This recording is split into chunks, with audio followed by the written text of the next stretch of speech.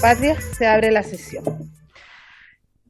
El acta de la sesión 128 se da por aprobada por no haber sido objeto de observaciones. El acta de la sesión 129 queda a disposición de la comisión. El señor secretario dará lectura a la cuenta. Luego los señores diputados y diputadas y a los señores diputados adoptar los acuerdos sobre los documentos de la cuenta. Señor secretario. Gracias, señora presidenta. Un poquito de paciencia de los señores y señoras diputadas porque la cuenta es un poquito larga, sí, pero lo vamos a hacer lo más breve posible.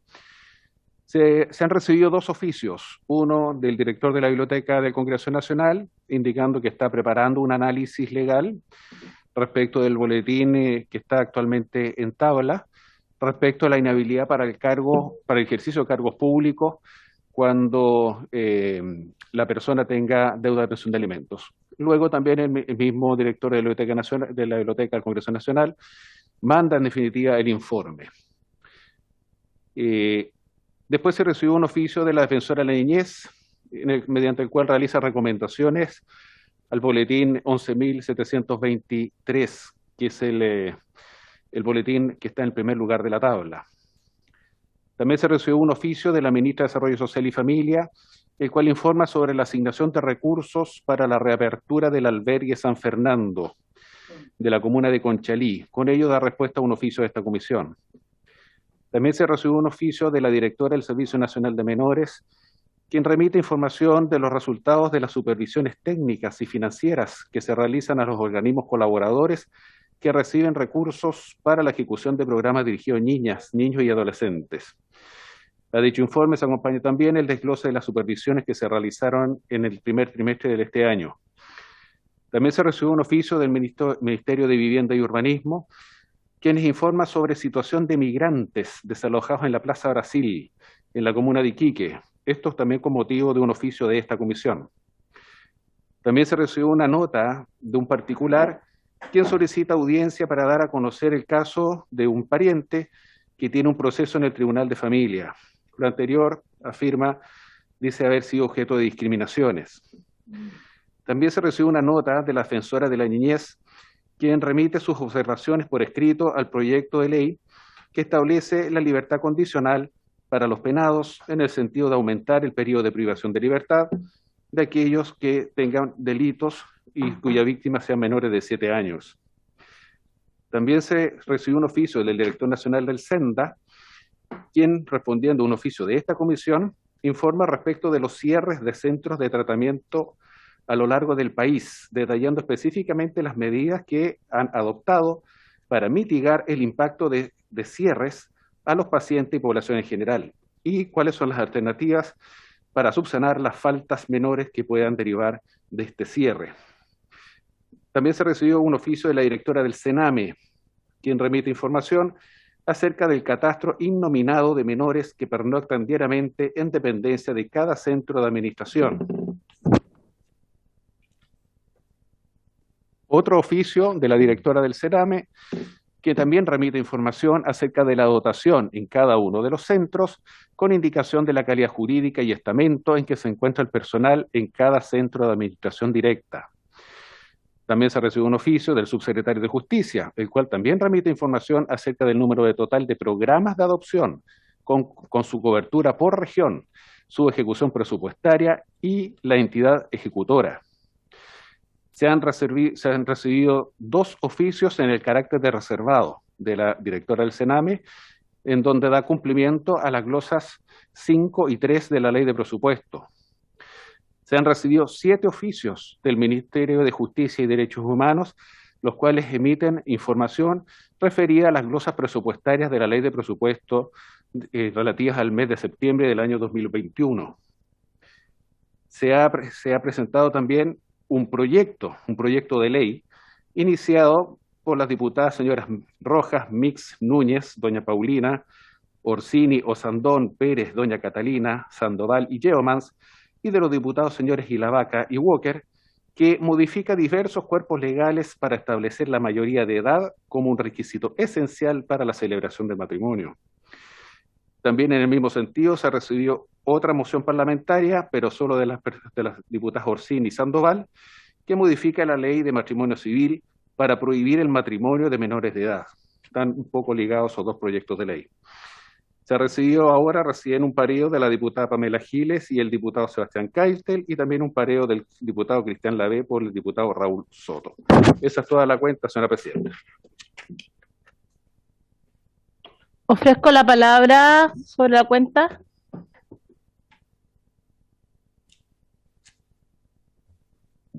Bueno, saludar a la señora Patricia Muñoz, defensora de la niñez, que está por ahí, a Erika Olivera también, ¿no es cierto?, la diputada, que le llegó el link, y Valentina Villalobos.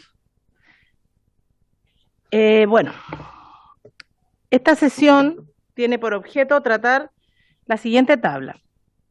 Primero, continuar con el estudio del proyecto de ley de origen en moción de las diputadas Camila Flores y la exdiputada Marcela Sabat, y de los diputados Jorge Alessandri, José Miguel Castro, Juan Antonio Coloma, Luciano Cruzcoque, Gonzalo Fuenzalida, Andrés Lonton, René Zafirio, que modifica el Código Penal y el decreto ley número 321 de 1925, que establece la libertad condicional para los penados en el sentido de aumentar el periodo de privación de libertad de los condenados por los delitos que indica, en caso que la víctima sea menor de 7 años, boletín número 11-72307. Para este propósito, se acordó invitar a la defensora de la niñez, señora Patricia Muñoz García, a la presidenta de la agrupación Marcha por Ellos, Silvana Tovar Villalobos, y a los diputados y diputadas mocionantes del referido proyecto de ley. Ofrezco la palabra para empezar, ¿no es cierto?, a discutir allá. La señora Patricia Muñoz, si fuese posible. Muchas gracias, señora presidenta. Agradezco la invitación y solicito su autorización para poder presentar una proyección. Sí, está habilitada, me dice. Sí, muchas gracias.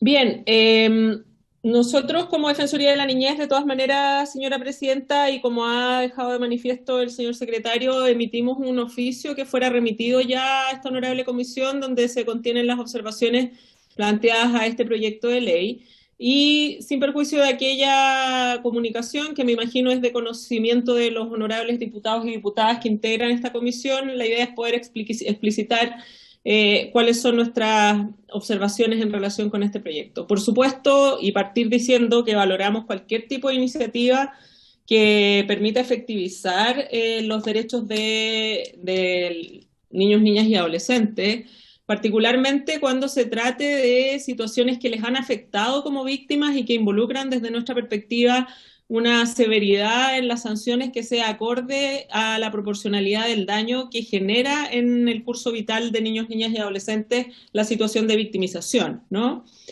Lo que sí nos parece también relevante es preguntarnos si realmente un aumento en los años de privación efectiva del presidio perpetuo calificado de 40 a 60 años, ¿no?, realmente es una respuesta que sea pertinente para lograr una mejor protección si consideramos que la mayoría de los delitos que afectan a niños, niñas y adolescentes no tienen como sanción la del presidio perpetuo calificado. Y en ese sentido, a nosotros nos parece que más bien, más que centrarnos en este tipo de normas, lo que necesitamos es tener soluciones holísticas desde una mirada integral que conciban también en ese sentido una claridad de qué es lo que estamos exponiendo en términos de esta consideración legislativa. Cuando hablamos de los delitos que se contemplan en este proyecto de ley, es indiscutible que son delitos de la máxima gravedad, pero lo que nos parece relevante es considerar que extender la condena sin proponer algo que fortalezca efectivamente el seguimiento de lo que pasa después de que la condena se cumple, solo retrasa el problema y no pone un foco en lo que necesitamos resolver. Adicionalmente, nos parece que este proyecto no regula mecanismos dirigidos directamente a la prevención y alerta de delitos que se cometan contra niños, niñas y adolescentes, y que tampoco se hace cargo de un tema más general, que es la necesidad de robustecer con urgencia el seguimiento de las penas cumplidas en libertad.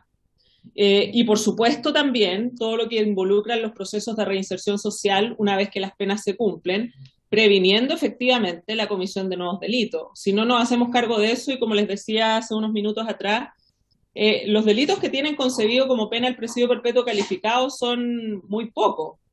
Y la mayoría de los delitos involucran, cuando se sancionan respecto de niños, niñas y adolescentes, como víctimas, el cumplimiento de penas en libertad que no se vigilan adecuadamente y que generan muchas veces la situación de que se cometen nuevos delitos por estas mismas personas que los han cometido con anterioridad.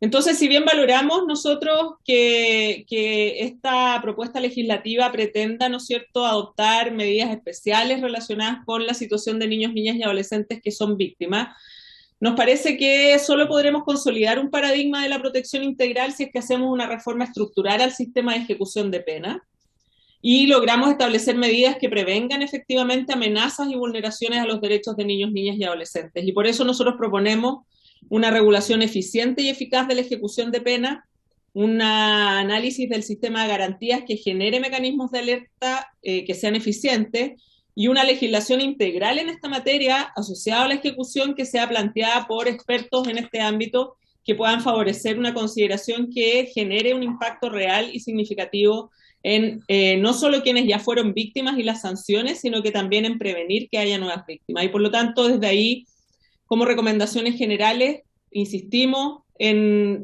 la necesidad de centrarnos en un enfoque preventivo que no está abordado por este proyecto y por lo tanto insistimos en la necesidad imperiosa de diseñar e implementar un sistema de ejecución de pena que a través del establecimiento de una entidad jurisdiccional tenga una encargada especializada en el cumplimiento de condenas con un sistema de monitoreo y cumplimiento profesionalizado.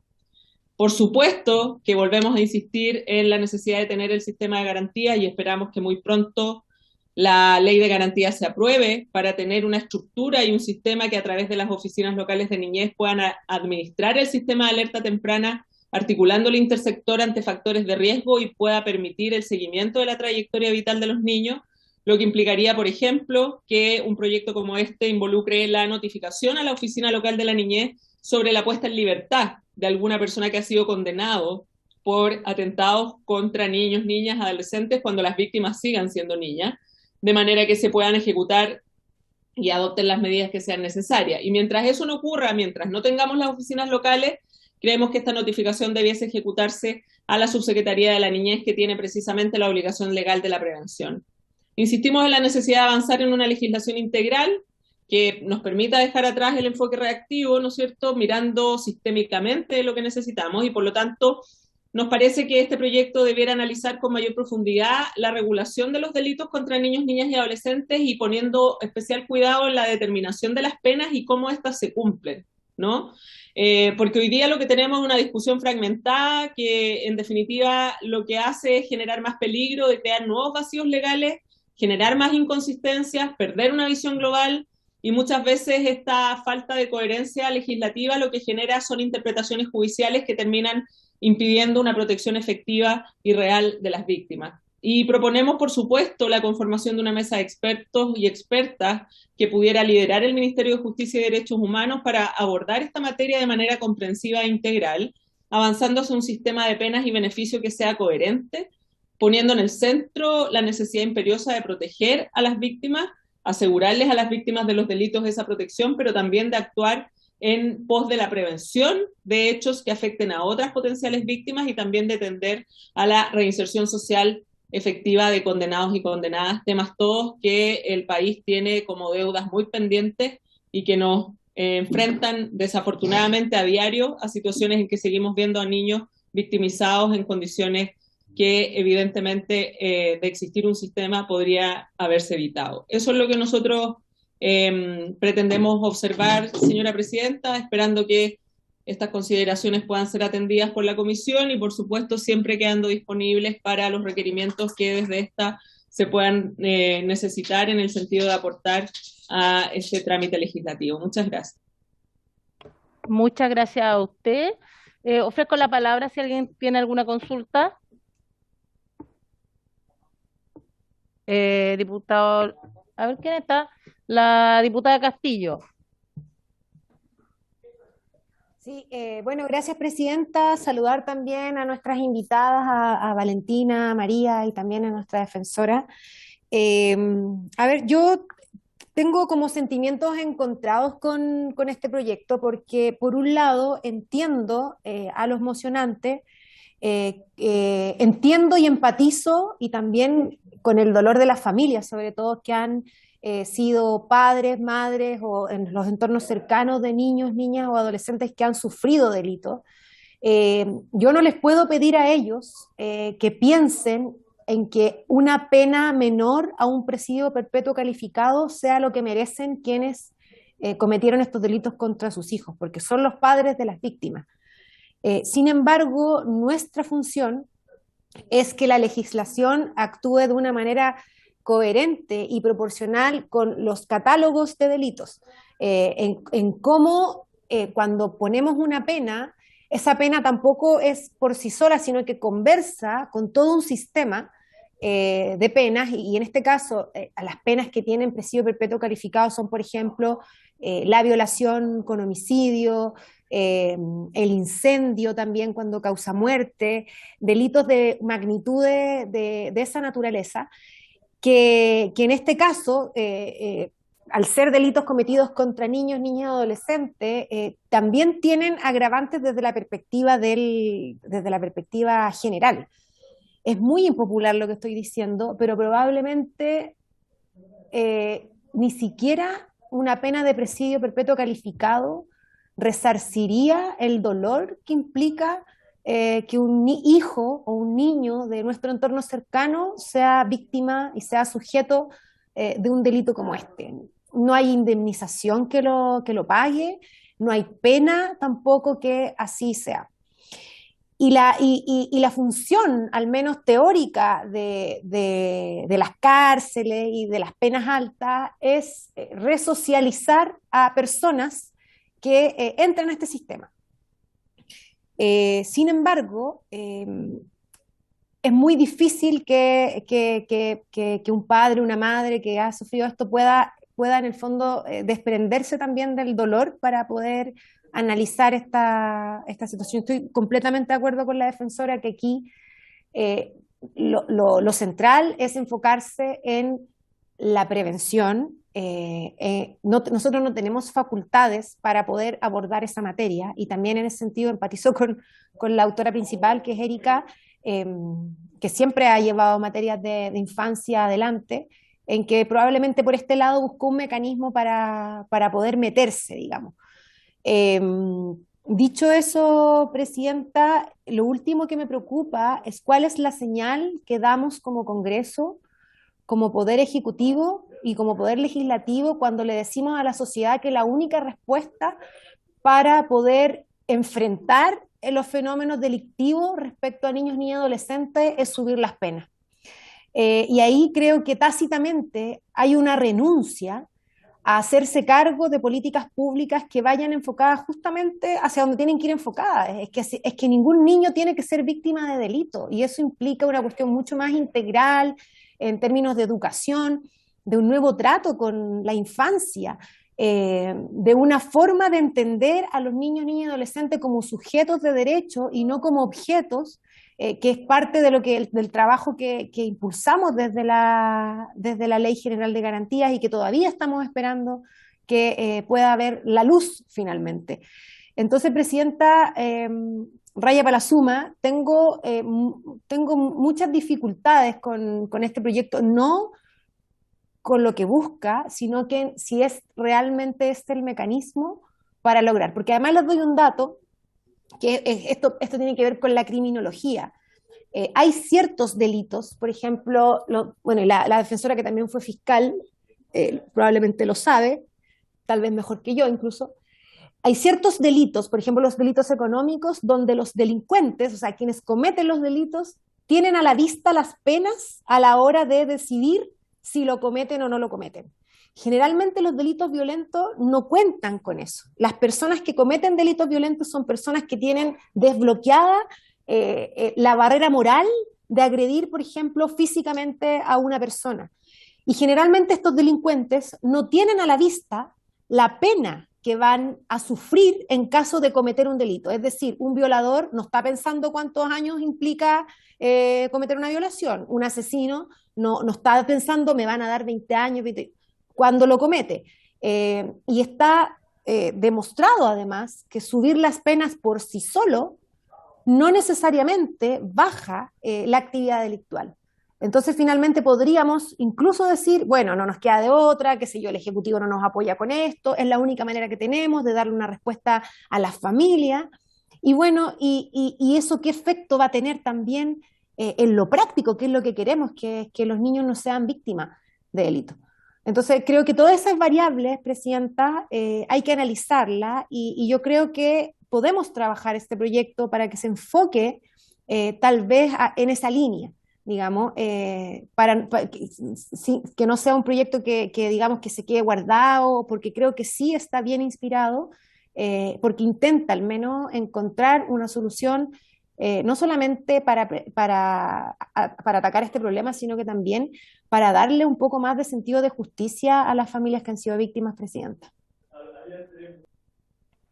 Muy bien, diputada Castillo, yo concuerdo con usted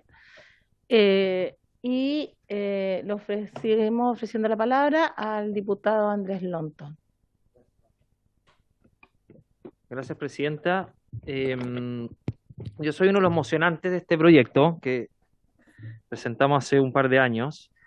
Y la verdad es que este proyecto va de la mano un poco con un proyecto que presentamos y que vimos en la Comisión de Seguridad y que establecía mayor cantidad de delitos respecto a los cuales se tiene que cumplir pena efectiva debido a la gravedad. Lamentablemente en nuestro país teníamos delitos como el de la propiedad, contra la propiedad, en que se requerían 2/3 para pedir la libertad condicional o solicitar el beneficio de la libertad condicional y resulta que el homicidio simple tenías que cumplir la mitad de la pena. O sea, ese tipo de incoherencias tenía nuestra legislación penal. Incluso el delito de incendio con resultado de muerte tenía que cumplir la mitad de la pena, pero delitos de tráfico y delitos contra la propiedad y la ley Emilia tenías que cumplir 2/3. Por lo tanto, eso lo modificamos. No prosperó una indicación de la diputada Olivera que buscaba algo similar a lo que estamos viendo acá, que quienes cometieran delitos contra menores tuvieran mayor cantidad de cumplimiento efectivo de la pena, principalmente porque en nuestro país, y yo ahí comparto lo que señala la encargada de la niñez, de la defensora de la niñez, Patricia Muñoz, respecto a que no se ha abordado una reforma en nuestro sistema penitenciario de manera integral. No solamente lo que tiene que ver con las penas. ¿Y a qué me refiero? A la rehabilitación y la reinserción, que es un trabajo que tiene que realizarse dentro de los recintos penitenciarios, o bien cuando recupera la libertad el interno a través de los delegados de libertad condicional, que es una figura nueva. Que es una figura nueva que va a establecer un plan de trabajo, un seguimiento mayor, y además le incorporamos una protección a las víctimas en la Comisión de Seguridad, que ya se aprobó, está en el Senado, para efectos de evitar la revictimización. Pero lo que buscamos acá es precisamente objetivizar algo que pasa en nuestra sociedad, y es que precisamente quienes cometen delitos contra menores, porque podemos discutir el catálogo de los delitos, pero quienes cometen los delitos más violentos, con resultado de muerte, o bien una violación, un abuso sexual, son delitos de muy difícil reinserción en nuestra sociedad. ¿Y qué ocurre en la actualidad? Pasan algunos años privados de libertad, muy pocos de acuerdo al reproche jurídico del bien a proteger, que en este caso es la integridad del menor y la vida de menores de edad que están en un estado de indefensión mayor, y resulta que cuando van al Comité de Libertad Condicional, les otorga la libertad. Les otorga la libertad porque cumplen 3 requisitos que establece el decreto de libertad condicional y pocas veces, ahora un poco más, se fija en el informe psicosocial, en que el informe psicosocial establece precisamente el nivel de peligrosidad, en este caso el alto riesgo de reincidencia y el alto nivel de psicopatía. Y ha pasado mucho. Hay un caso acá en la quinta región de Luis Maureira que cometió 2, 3 abusos sexuales, está privado de libertad, pasa unos pocos años en la cárcel, liberan a pesar del informe negativo, y el tipo al año ya estaba cometiendo 2, 3 abusos sexuales más, violaciones específicamente. Entonces, yo entiendo que hay un tema sistémico que hay que reformar y ningún gobierno se ha hecho cargo, porque es una política a largo plazo, no es de 4 años. Es mucho más a largo plazo. La reforma en nuestras cárceles respecto al germen criminológico, a tener espacios de tratamiento respecto a la rehabilitación y reinserción, respecto al tipo de delito en las cárceles. Muchas bandas siguen operando en las cárceles, etcétera. Pero lo que busca este proyecto es precisamente sancionar con mayor gravedad aquellos delitos más aberrantes de nuestra sociedad y que finalmente el presidio perpetuo calificado, que no es toda la vida, es 40 años, elevarlo precisamente porque en juego está la vida de un menor y ese presidio perpetuo calificado va de la mano con la dificultad que hay en nuestro país para reinsertar a aquellos homicidas o a quienes atentan contra menores de edad. Y es por eso que yo entiendo lo de fortalecer los programas de rehabilitación y reinserción, y ahí hay mucho que hacer, pero precisamente quienes atentan contra menores de edad y cometen abusos sexuales u homicidio u otro grave delito, son las personas más difíciles de reinsertar en nuestra sociedad. Y precisamente porque tienen un germen criminológico, en este caso un nivel de psicopatía, que ni todas las rehabilitaciones del mundo podrían llegar a recuperarlo. Entonces, lo mínimo que pide la familia, Presidenta, es que esta persona pase la mayor cantidad de años posibles. Yo sé que no va a resarcir ni va a devolver la vida a un menor, pero sí va a dar un sentido de justicia a quien le quitó la vida a un menor. Entonces, la verdad es que a mí, en ese sentido, me da coherencia respecto no a lo que está buscando la mayoría de las personas, sino al sentido de justicia que hay detrás para las familias y la desesperanza y el grado de impunidad que se genera cuando a los pocos años de haber atentado contra un menor de edad, las personas se encuentran en la calle con ese tipo. Y yo les voy a poner un ejemplo. En Parral, no sé si tuvieron la oportunidad de conocer esa noticia de un tipo que violó y asesinó a un menor de 13 años. Y le dieron la libertad condicional. Es más, le dieron una salida al medio libre, que es un beneficio intrapenitenciario. Y los padres, sin siquiera saber aquello, se encontraron de frente con esa persona en la calle. Imagínate el grado de revictimización, de impunidad, de desesperanza, de abandono y dolor que vive esa familia. Entonces, si queremos trabajar todos los puntos o todas las áreas, tenemos que también partir con devolver ese sentido de justicia que muchas familias han perdido precisamente en casos tan terribles como el homicidio, violación o cualquier tipo de abuso contra un menor de edad. Eso, presidente. Muchas gracias, diputado.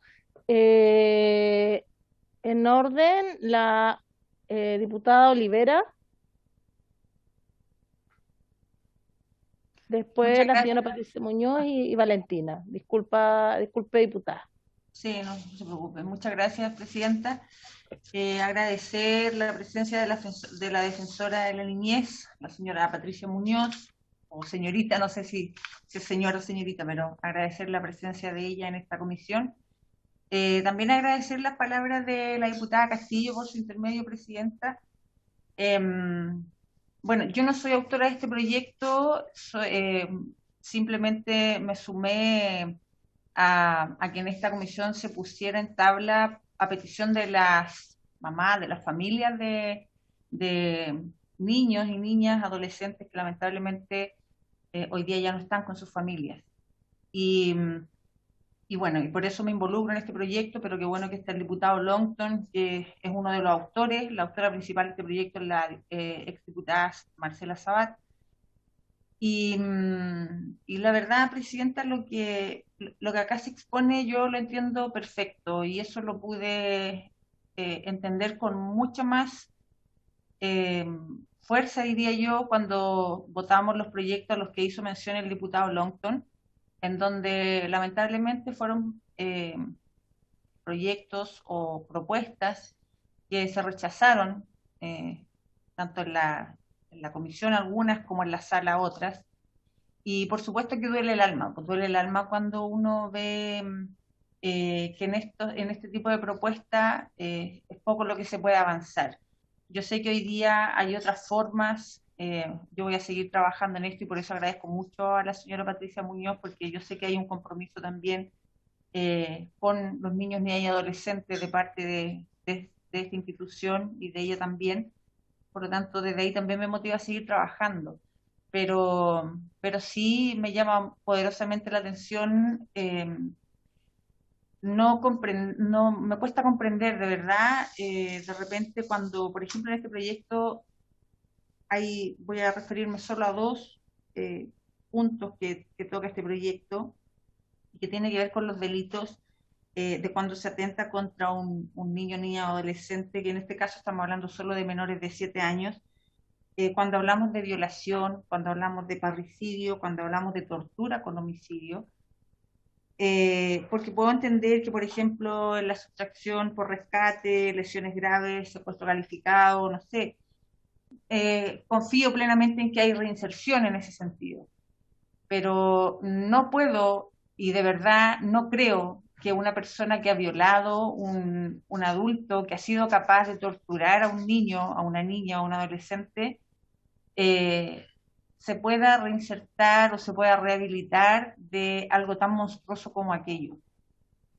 Yo le he dicho en otras oportunidades, Presidenta, yo personalmente viví una experiencia muy dura en mi niñez, por lo tanto sé lo que es convivir y vivir con una persona que está totalmente, no quiero decir enferma, pero sí que está totalmente trastocada y que finalmente no tiene ningún tipo de compasión frente a un menor cuando se trata de violar o de torturar a ese niño.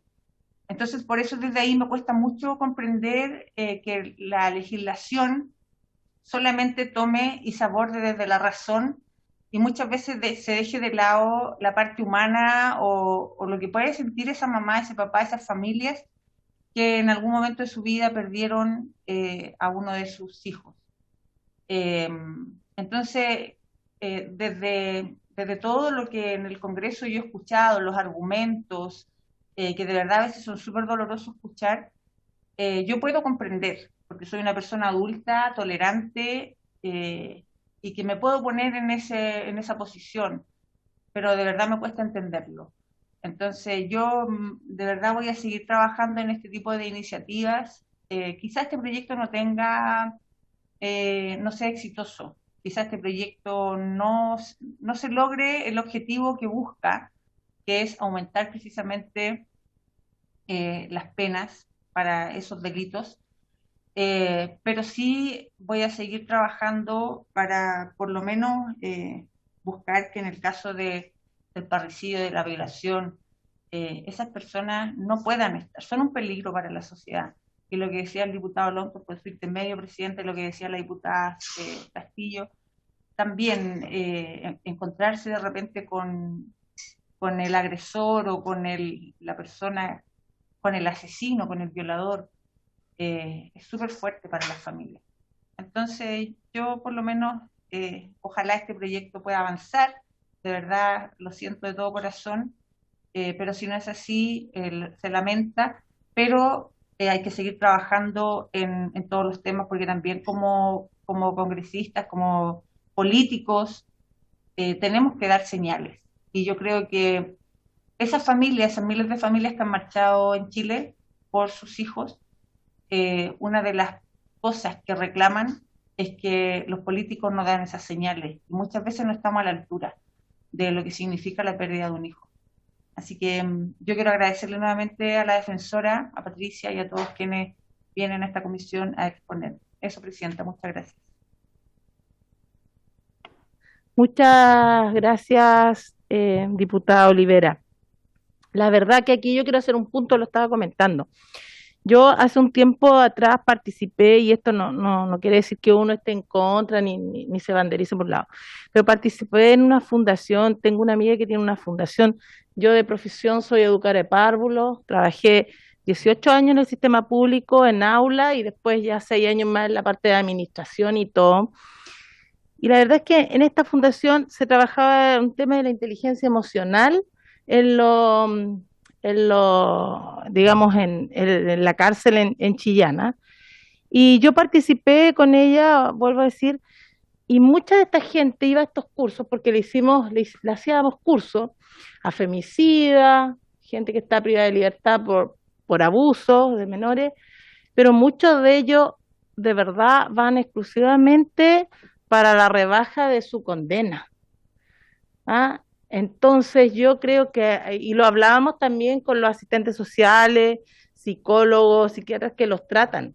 Entonces es duro decirlo, pero comparto mucho lo que dice la diputada Olivera.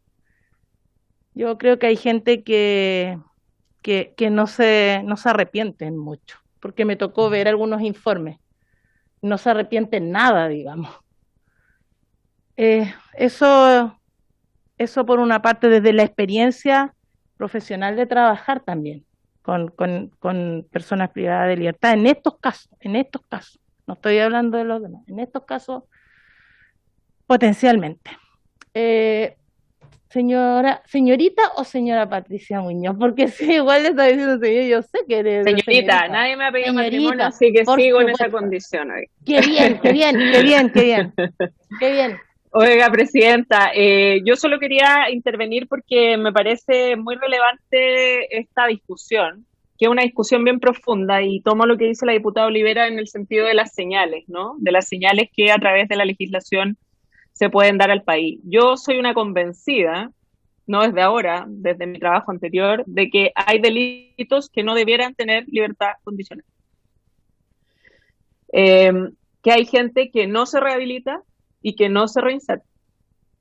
Y por lo tanto creo que eso amerita una decisión de Estado que involucra una decisión difícil, pero que es que hay ciertos delitos cometidos contra determinados víctimas que no accedan a penas sustitutivas o a beneficios posteriores. Y en ese sentido, yo creo que es algo que es una discusión que es imprescindible y que se debe dar. Eso es por una parte. Por otra parte está lo que hablábamos en el sentido de lo que también planteaba la diputada Castillo, que tiene que ver con la necesidad de ver esto más desde lo sistémico, ¿no? De que ojalá no lleguemos tarde y que seamos capaces de poder prevenir estos hechos, pero lo cierto es que estos hechos igual ocurren y por lo tanto hay que tener respuestas adecuadas cuando ocurren para sancionar a quienes los cometen, con la severidad que amerita el daño que provocan, no solo en las víctimas, sino que también en sus entornos familiares directos. Pero también tenemos el otro tema de que encontremos a los que cometen estos delitos y que logremos juzgar y sancionar. Pero yendo al punto específico de este proyecto, lo que me parece importante que se analice es que si prospera, obviamente va a haber una situación específica para quienes hayan sido condenados a este presidio perpetuo calificado, ¿no? Que no son muchos los casos. Pero no vamos a tener la posibilidad de responder a ciertas inquietudes como, por ejemplo, ¿por qué solo respecto de niños que tengan menos de 7 años? Y no cuando se trate de víctimas que tienen 10. ¿Cuál es la diferencia? Si me permiten la pregunta, ¿no? Porque yo no sé qué está detrás de esa distinción. ¿Por qué la vida del niño víctima de 7 tiene diferencias con la vida arrebatada del niño que tiene 8, que tiene 9? ¿Qué hace esa distinción? Entonces, lo que quiero decir es, ojalá tengamos la posibilidad de conversar con mayor profundidad esto y poder abordar estas temáticas, porque el diputado Longton también lo menciona, la incapacidad del Estado, no solo de este gobierno, de todos los gobiernos, de hacerse cargo del tema de la ejecución de penas es una realidad y que ya necesita ser resuelta con sentido de urgencia, la verdad. Y el diputado Longton, yo sé que encabezó una acusación constitucional y créame, diputado, que cuando el otro día estaba en el veredicto del caso Ámbar, cuando condenan a Bustamante y condenan a Llano, la verdad es que la ira profunda que me provoca estar en un juicio sentada todos los días que estuve sentada, viendo a un sujeto permanentemente que nunca debió estar en libertad, porque ese sujeto nunca debió estar en libertad, es realmente una manifestación de la violencia que la no consideración a las víctimas puede tener cuando las cosas no se hacen bien. Y por eso es que nosotros nos permitimos respetuosamente plantear esto en términos de no porque nos parezca que que el proyecto haya que rechazarlo, sino que más bien que ojalá tengamos la posibilidad de construir una legislación coherente y sistémica que de verdad permita hacernos cargo del problema con la profundidad que tiene el problema. Y que no demos espacios para decisiones jurisdiccionales aberrantes que en definitiva involucran la libertad de un sujeto como Bustamante. O que involucran la libertad de un sujeto como Pastén, que está privado de libertad en Copiapó y que a pesar de 2 robos con violación cometidos contra las víctimas, estando en libertad condicional, ahora está acusado por 4 homicidios, femicidios de mujeres, ¿no? Entonces, el planteamiento que hacemos es en ese, y desde ahí la convicción más absoluta que tengo. Creo que hay delitos que no debieran tener libertad condicional, creo que ese es un debate que se tiene que dar, que hay que considerarlo como una posibilidad en términos legislativos. Creo que en este caso, particularmente del proyecto, hay dudas que quedan, como las que hacía presente, de por qué la distinción de la edad, qué es lo que hace que sean esos delitos, qué es lo que hace que sean esas edades, qué pasa con las otras víctimas, quedan fuera. En el caso de que condenen a perpetuo calificado a Bustamante, que es lo que yo espero, él quedaría fuera de esta norma, si se modifica, porque Ámbar tenía 16 años. ¿Nos parece que la vida de Ámbar tiene menos valor que la vida de un niño de 7? A mí me parece que no. Entonces lo planteo como inquietudes para efectos de que se puedan analizar en el devenir del trámite legislativo, en el que, por cierto, reitero nuestra disposición para colaborar en todo lo que sea necesario. Gracias, presidente. Muchas gracias, defensora. Valentina Villalobos. Valentina, tú vienes en representación de la agrupación Marcha por Ellos. Sí, yo soy presidenta y fundadora de Marcha por Ellos y quiero dar un dato. Estoy en el computador de mi mamá, por el apuro no alcancé a cambiar el nombre, porque ya llamamos a Tobar para que quede eso en acta. Muchas gracias primero, presidenta. Ya, eso queríamos saber, porque dice Silvana Tobar Villalobos. Sí, esa soy yo. Esa eres tú. Sí. Un gusto, presidenta. Muchas gracias por dejarme estar en esta intervención de la comisión. Muchas gracias a la diputada Erika Olivera, que también nos ayudó a estar acá. Bueno, no puedo estar más de acuerdo también con la defensora de la niñez, la señorita Patricia Muñoz. De verdad, yo tengo una admiración completa hacia ella, hace un trabajo espectacular. También he estado detrás de los culpables que han asesinado a niños, niñas y adolescentes en los tribunales. También siento lo mismo que ella cuando estamos ahí. Ira, mucha rabia, mucha frustración, porque claramente somos un país reactivo y no preventivo. Y yo estoy de acuerdo en muchas de las cosas que se ha dicho acá en esta comisión. Pero sí creo que también tiene mucha razón lo que dijo la diputada Erika Olivera, al hecho de que hay personas que ciertamente no se arrepienten de nada y no cambian. Yo soy una sobreviviente de un abuso sexual, de una violación. Yo sé que actualmente mi violador está en libertad y sigue cometiendo los mismos delitos en el lugar donde yo fui abusada y violada. Hay personas que simplemente no cambian, no van a mejorar.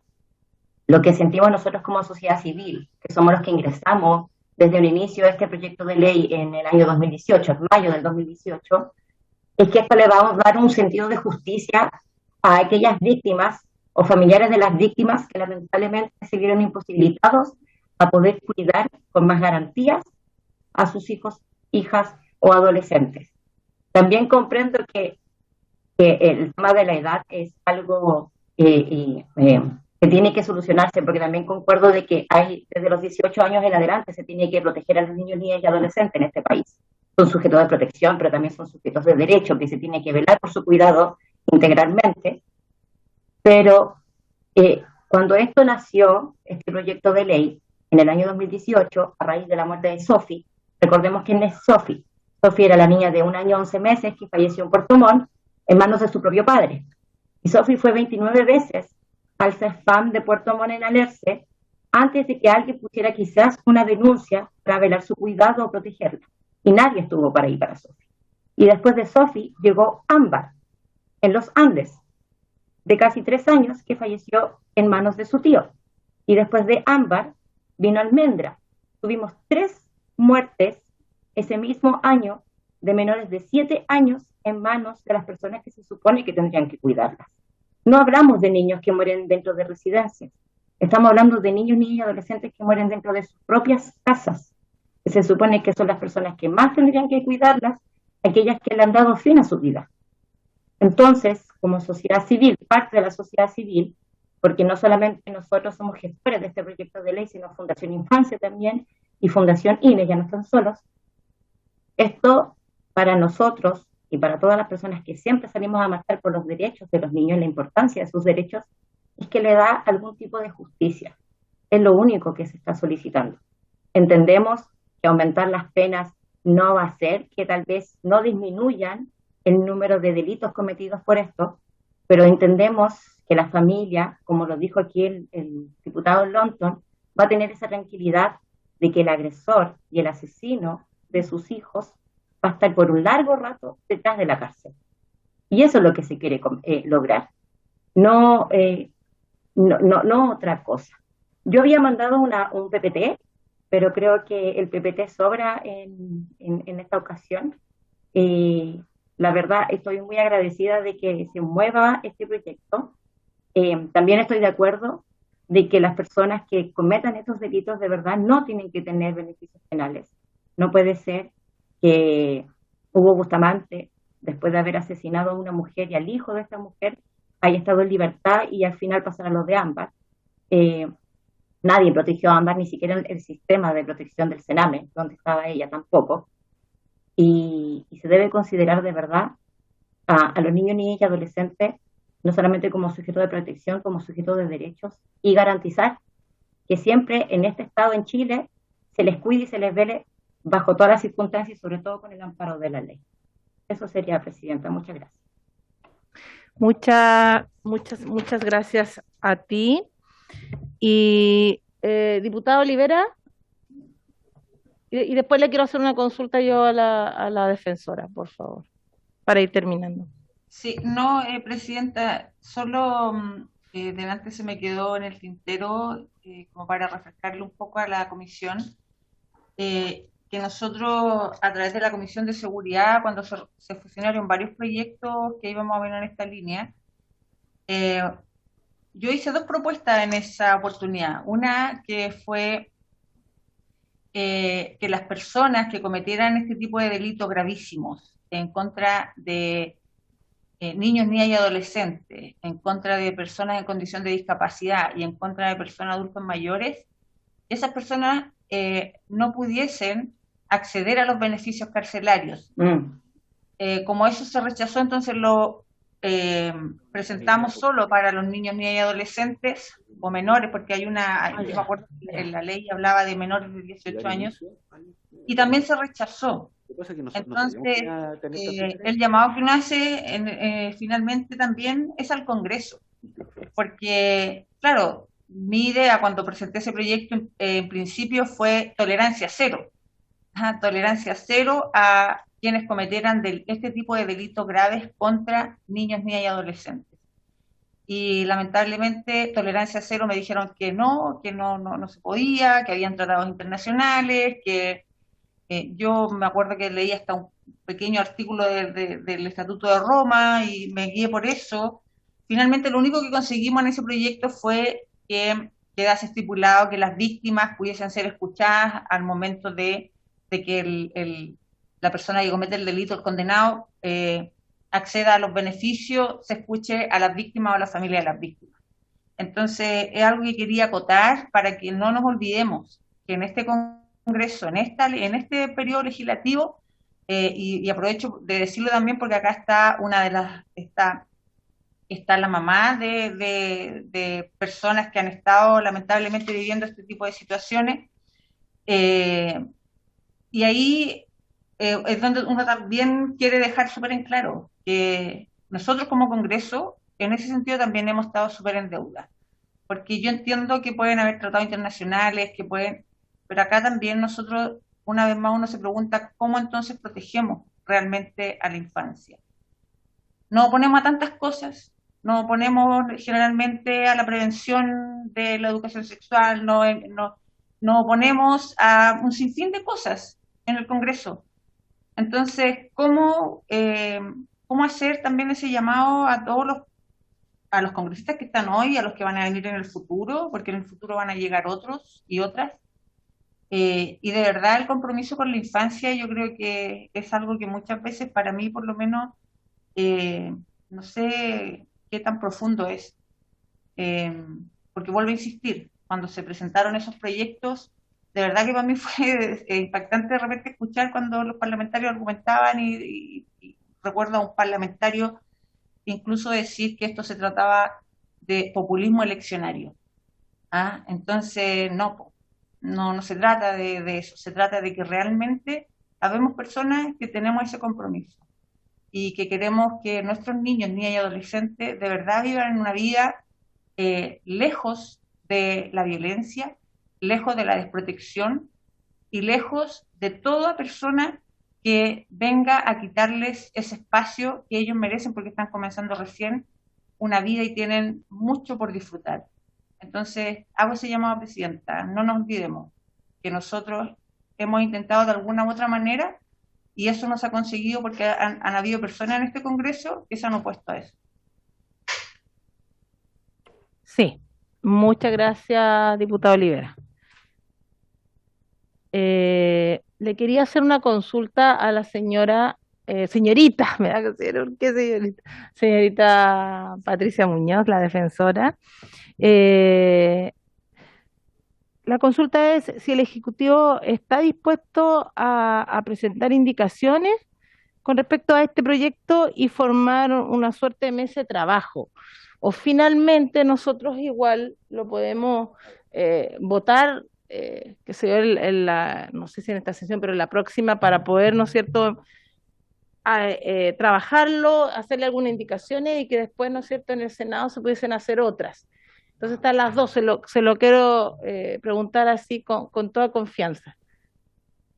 Presidenta, me encantaría responderle, pero como yo no soy parte del Ejecutivo, no estoy en condiciones de decirle cuál es la intención que el Ejecutivo tenga. Lo que sí puedo comprometer, si es que es del parecer de la Comisión, es hablar con la ministra Carla Rubilar, de quien depende la Subsecretaría de la Niñez, y también con el ministro Larraín, por el tema de justicia y derechos humanos, y verificar cuál es la disposición que tienen en relación con esta iniciativa.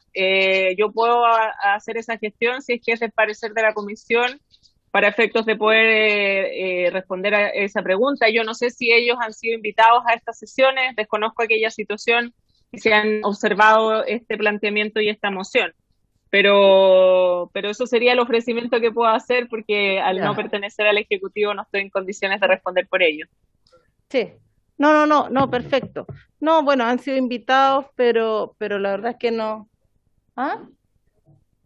No, pero si los invitamos a todos, pues. Nos invitamos a todos, no llegaron.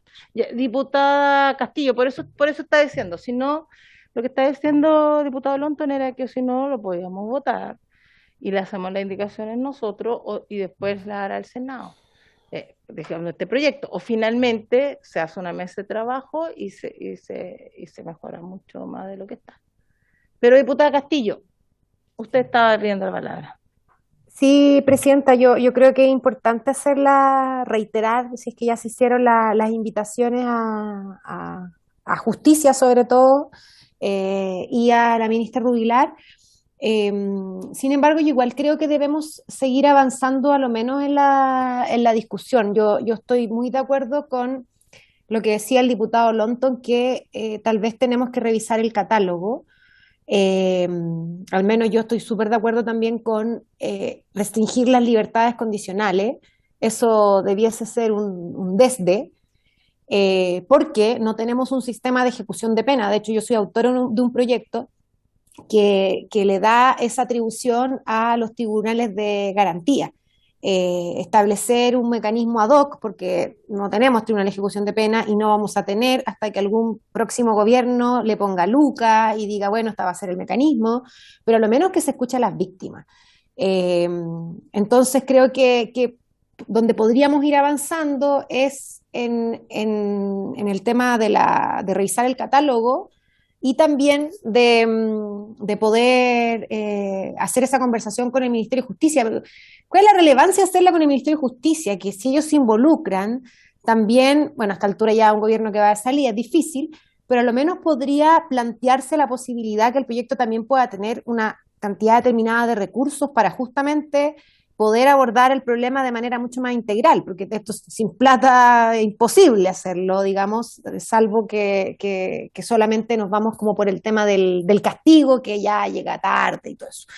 Y yo también me ofrezco para poder revisarlo, ese catálogo con el diputado Longton y tener tal vez una propuesta en la próxima sesión. Aprovecho de solicitar, Presidenta, por su intermedio, el desagravio al diputado Longton, que le robé la autoría y se lo atribuí a la diputada Libera para que sea desagraviado. Y poder revisar eso y traer la próxima semana una propuesta un poco más concreta. Y además, si no puede venir el ministro, que nos mande un informe, o que venga Sebastián Valenzuela, que también lo hace estupendo. Eso, Presidenta. Bueno, entonces, hay que tomar acuerdo. Tomamos el acuerdo de insistir con el Ministerio de Justicia para la próxima sesión y desarrollo social. Y la verdad es que ahí lo votamos, porque igual hay que votarlo de forma. Por eso Si queremos escuchar al Ejecutivo o a más gente, tendríamos que...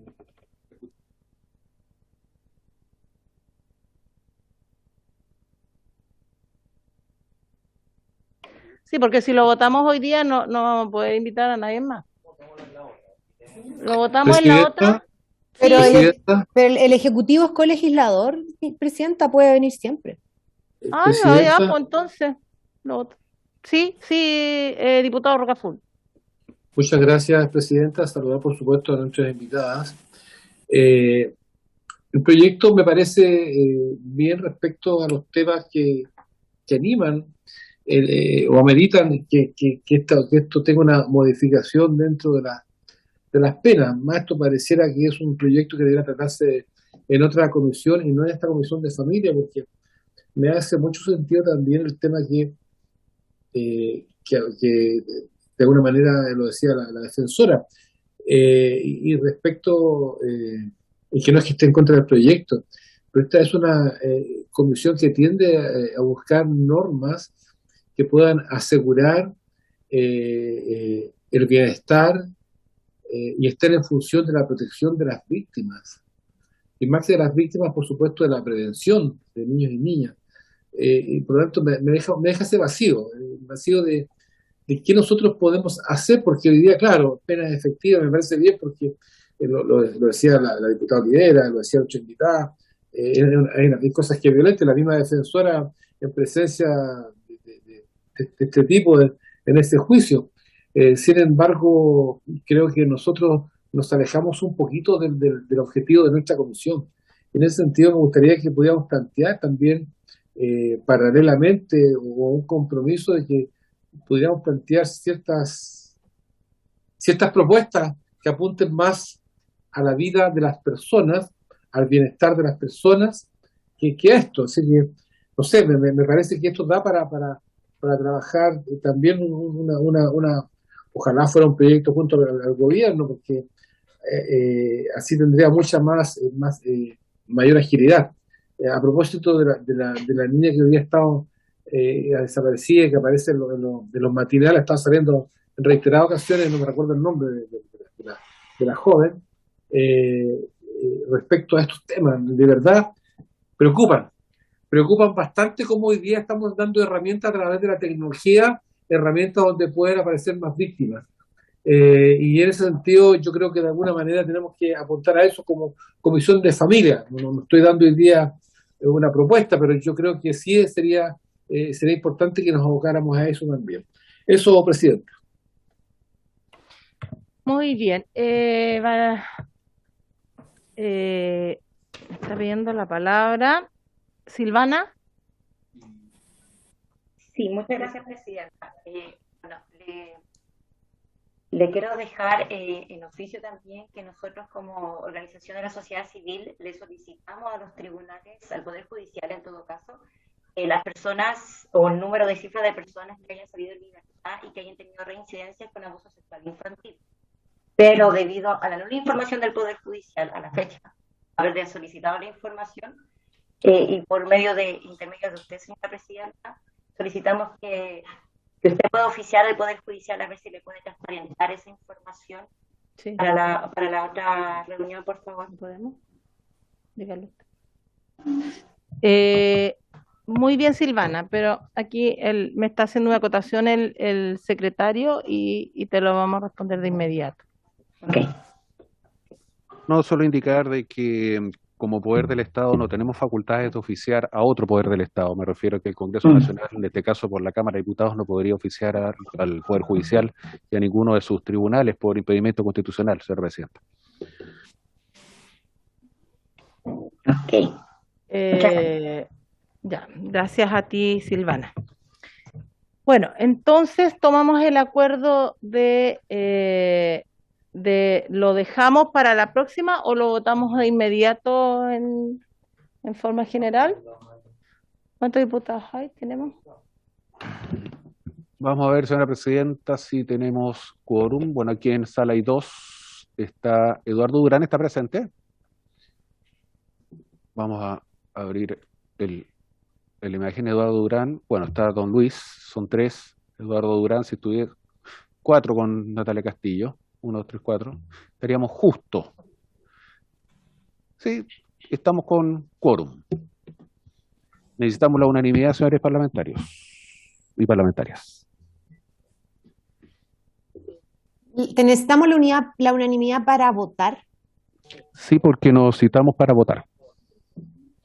Es que, presidenta, yo voy a amarillar porque creo que es importante que voten, o sea, que escuchemos igual al Ejecutivo. Yo estoy disponible a aprobarlo, pero creo que forzar una votación que no va a implicar un avance significativo al proyecto tampoco. Igual tenemos que trabajar la indicación, entonces tal vez pudiéramos hacer todas las escuchas y después en una sesión lo votamos en particular y en general para no generar falsas expectativas también. Eso estaba consultando, por eso estábamos viéndolo.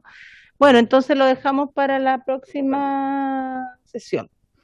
Eso, agradecerles a la defensora de la niñez, por siempre ella muy deferente, agradecerle también a Valentina, no es Valentina, Silvana, y a la diputada Olivera y a María Montenegro. Pero María, tú, no. Anda conmigo. Ya, Es mi acompañante. ya, ok. Eso, muchas gracias y nosotros seguimos con los demás diputados y diputadas en otro tema puntual que nos convoca hoy día en la sesión. Muchas gracias, presidenta. Gusto verte, Silvana. Que estén muy bien. Buenas Muchas tardes. gracias. Chao. Ahora que la Paula toque una canción con la guitarra que tiene ahí atrás. Sí, eso. Está linda la guitarra, preciosa. Sí. Que Bueno, pase por las 3 guitarras, en realidad. Eso. ¿No? Bien. No, a mí me gustó La la de rock. primera de la izquierda. Sí. O de la derecha, no sé, depende. Sí. Esa, Yo no puedo ni la esa. izquierda ni la derecha, pero por la del medio yo me voy. Amarillo. Sí, amarillo, eso.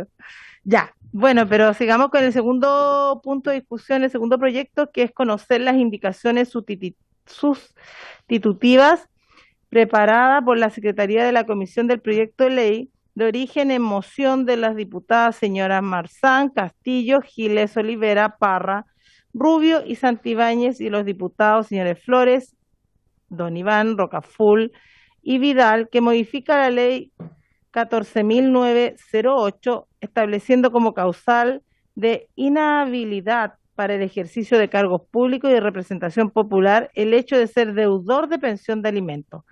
Boletín número 14.601-18 y dar inicio a su discusión en particular. Ofrezco la palabra. Sí.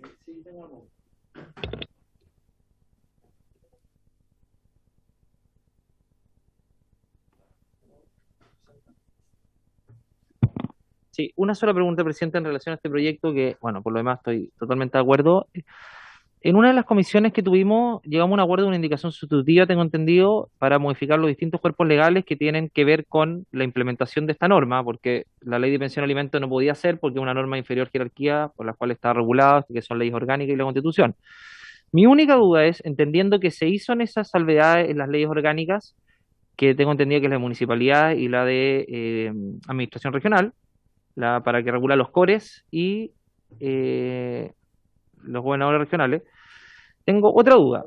Hay más, ya. Tengo otra duda. La Constitución, porque finalmente las inhabilidades de los diputados y senadores y presidente de la República están en la Constitución. Entonces, si queremos que esto tenga viabilidad, porque la Constitución es una norma de superior jerarquía a las orgánicas, de mayor rango hecho en nuestro país, por lo tanto, me parece que esa es una pregunta, si es que está hecha esa salvedad la indicación sustitutiva respecto a la reforma de la Constitución, porque la finalidad de este proyecto nace a propósito de lo que ocurrió con el candidato Parisi, por lo tanto, me parece que estaría absolutamente incompleto si no hacemos la modificación a la Constitución respecto al presidente, candidatura presidencial, diputados y senadores. Eso, presidente.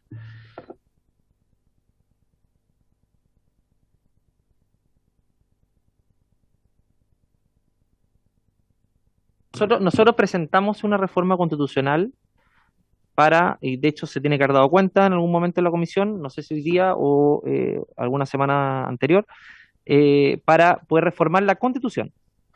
Tenemos un proyecto, por lo tanto, si es que estuviera faltando aquello, podríamos incorporarlo o tramitar separadamente o podríamos unir los dos proyectos, fusionarlos para ese efecto.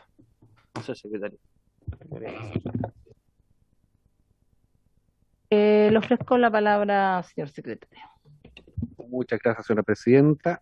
África, ¿puedes compartir el texto refundido que está como en la forma de un comparado? Y vamos a explicar en qué consiste brevemente.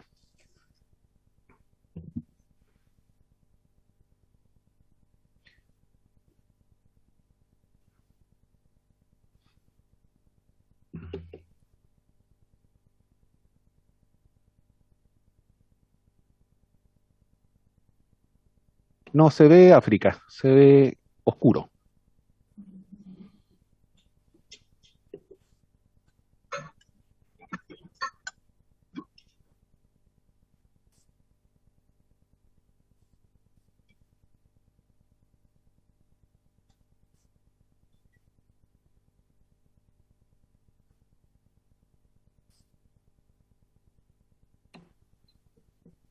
No, no se ve.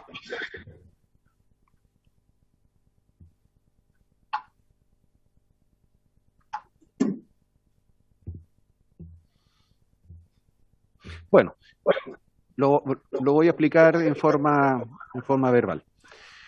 Ocurre que efectivamente el estatuto que establece, un poquito más genérico, la idea matriz del proyecto de ley es en el fondo impedir que autoridades de elección popular puedan ejercer un cargo cuando tengan deuda, pensión alimenticia. Bueno, lo primero que hicimos es no ocupar el término deuda, pensión alimenticia, sino que dijimos, bueno, que esta inhabilidad, que este impedimento sea para aquellos que estén inscritos en el Registro Nacional de Deudores de Pensiones de Alimentos. Pues la persona al momento que tiene deuda alimenticia necesariamente va a estar inscrito en el Registro Nacional de Deudores de Alimentos.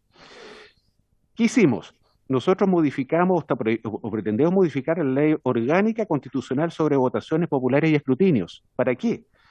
Para que en la declaración de candidaturas, es en ese momento en donde el candidato, ya sea presidente de la República, parlamentario, gobernador regional, consejero regional, alcalde y concejal, ellos al momento de hacer la declaración de candidatura, tienen que hacer una declaración jurada. Y en esa declaración jurada tiene que decir de que cumple con todos los requisitos que establece la Constitución, la ley, y no tener impedimento. Y allí agregamos este requisito que dice ni estar inscrito en el Registro Nacional de Deudores de Alimentos. Lo que significa... Gracias. Esto está aquí en el mismo artículo 3. Avanza un poquito para abajo, África. Está aquí, aquí está, ahí está en negrita, un poquito más arriba, un poquito más arriba, un poquito más arriba, un poquito más arriba. Ya, un poquito por ahí. Bueno, aquí tenemos, ¿cierto? Lo que estamos mostrando a mano izquierda es la ley de votaciones populares y escrutinio. Es el artículo 3º, y si ustedes se fijan, dice, las declaraciones de candidatura deberán efectuarse por el presidente, el secretario, el partido político, qué sé yo, y luego dice, serán acompañadas por una declaración jurada, ¿cierto?, en la cual señalará cumplir los requisitos, ¿cierto?, y ahí se inserta, dentro de los requisitos, ni estar inscrito en el Registro Nacional de Deudores de Pensiones de Alimentos. ¿Por qué lo pusimos aquí, señores parlamentarios? Precisamente para no tener que modificar la Constitución. Está en la página 1, en el artículo 3, ahí. Pero espera, déjame continuar. Vamos a seguir abajo, sigamos para abajo.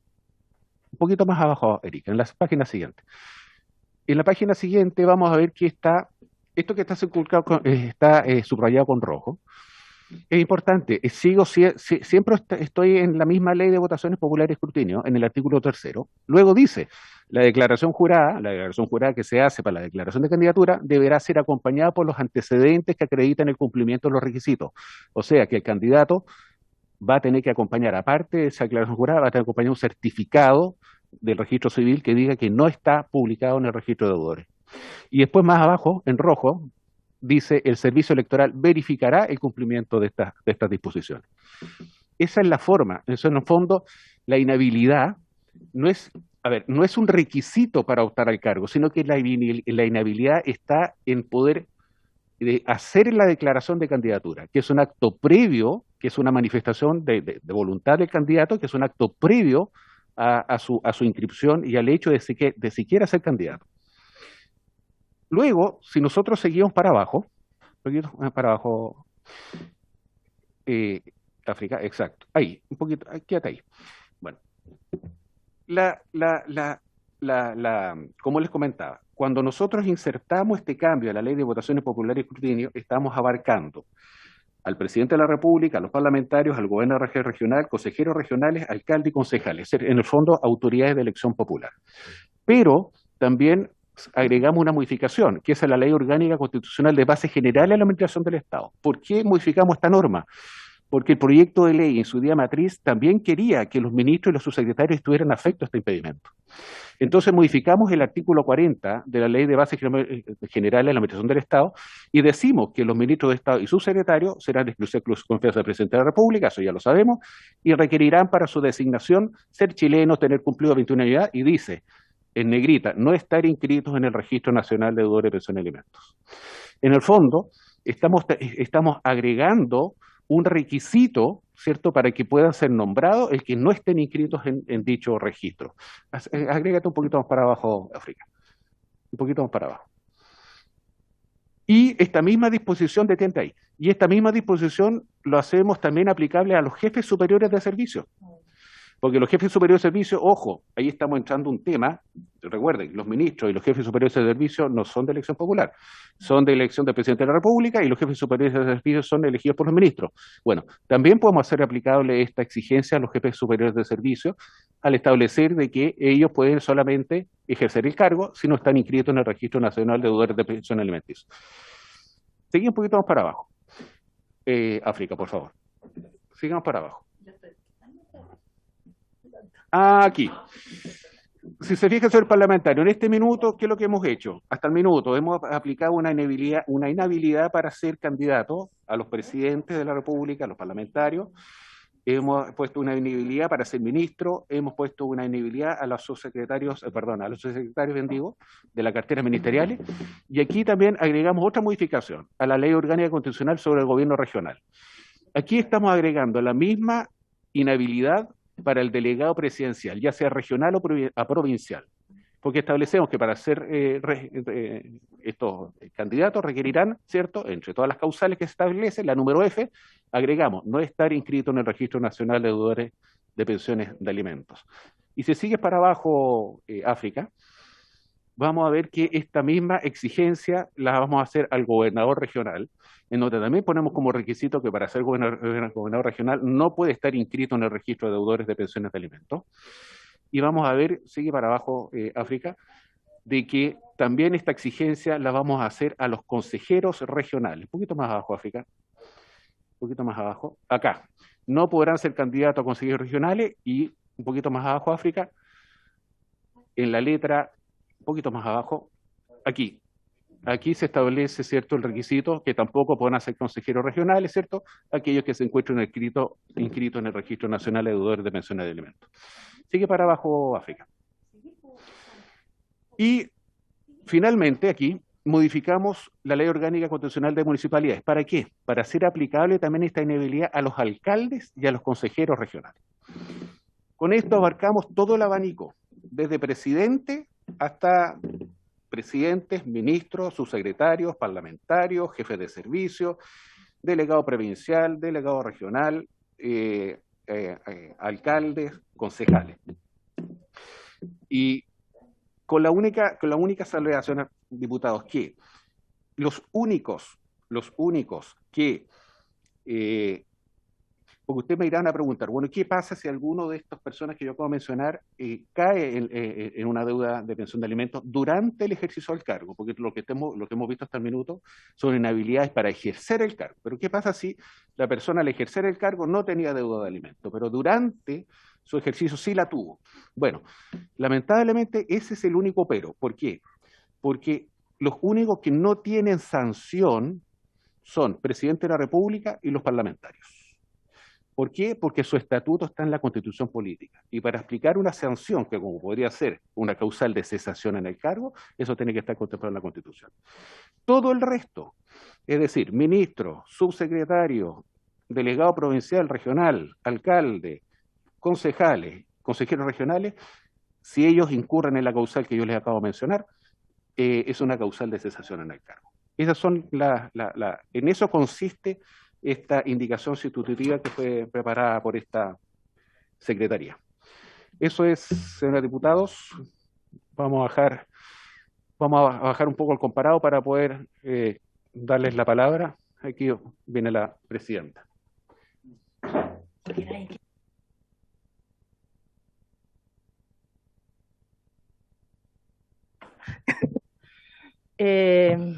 Ya.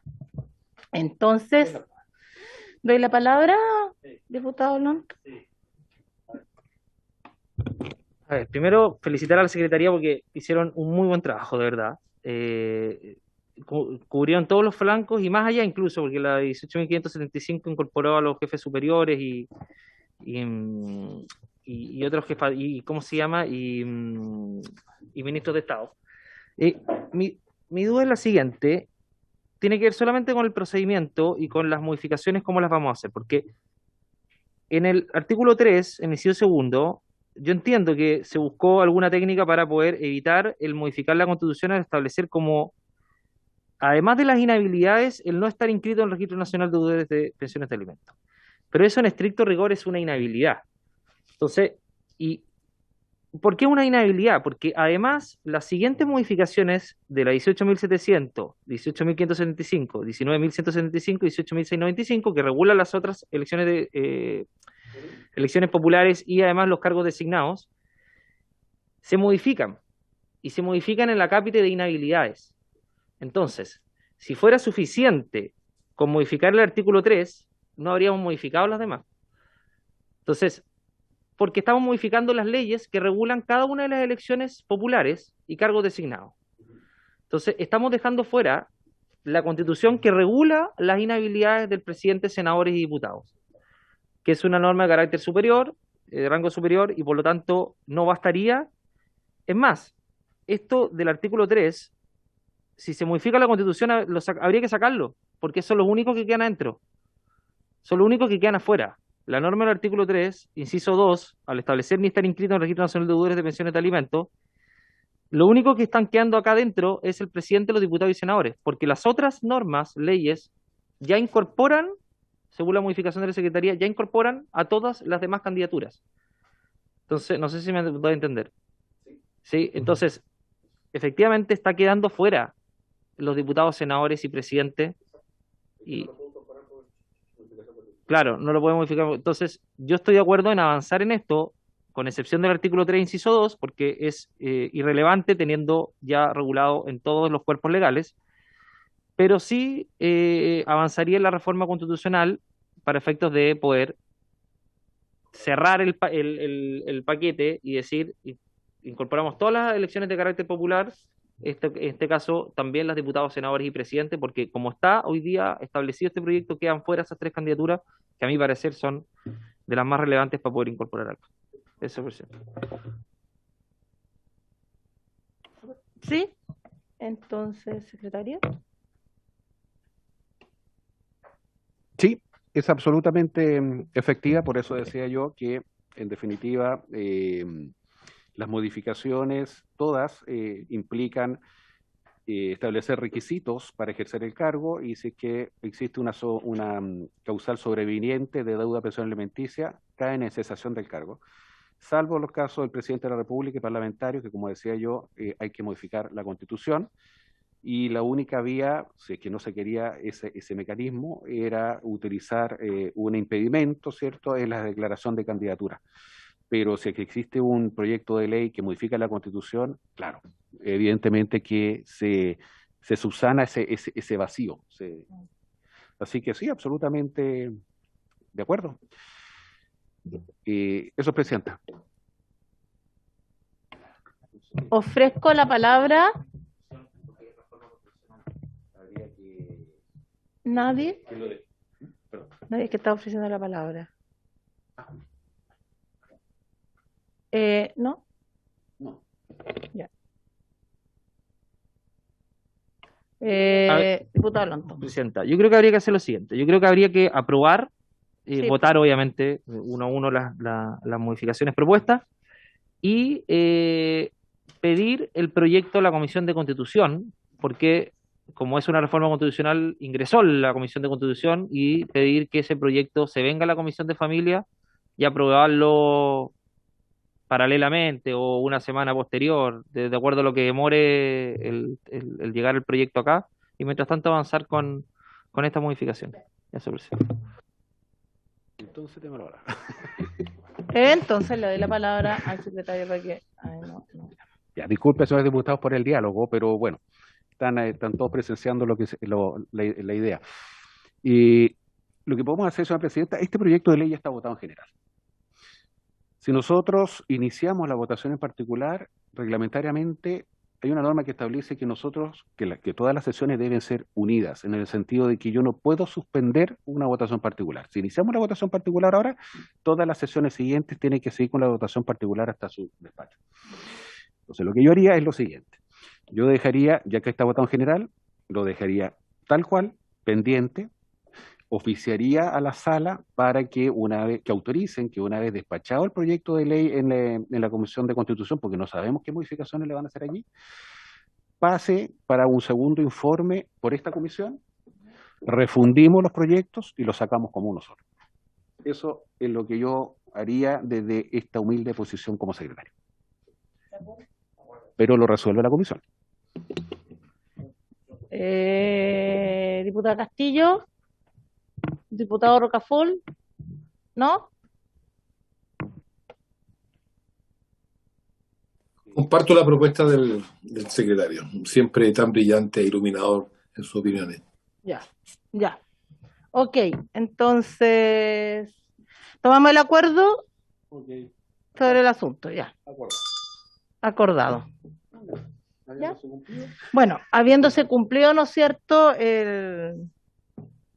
el objetivo de esta sesión, esta se levanta. Muchas gracias y nos vemos el viernes.